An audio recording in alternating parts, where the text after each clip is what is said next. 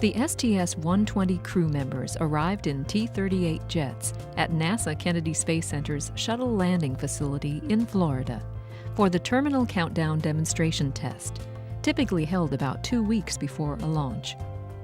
Commander Pam Melroy and pilot George Zamka head up Space Shuttle Discovery's crew that includes mission specialists Scott Parazynski, Doug Wheelock, Stephanie Wilson, and the European Space Agency's Paolo Nespoli, as well as Expedition 16 flight engineer Daniel Tani.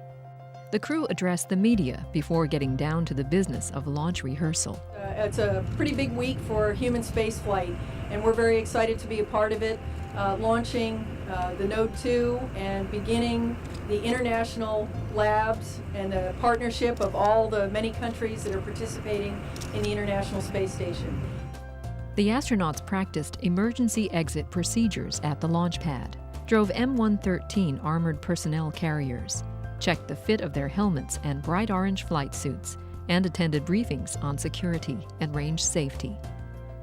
Melroy and Zamka took to the skies in the shuttle training aircraft, performing landing maneuvers. This modified Gulfstream jet is designed to simulate a shuttle's cockpit motion and landing abilities by gliding unpowered onto the runway, just like the orbiter. A thorough inspection of the launch pad was also on the agenda. Outfitted in cleanroom bunny suits, the crew inspected Discovery's cargo stowed securely inside the payload bay. On the final day at Kennedy, the astronauts participated in a full launch dress rehearsal that included a simulated launch countdown that took them to the moment just before liftoff. After 3 days of intensive training came to a close, the astronauts left Kennedy for their flight back home to NASA's Johnson Space Center in Houston, completing the next mission milestone, leading to the upcoming launch of Discovery.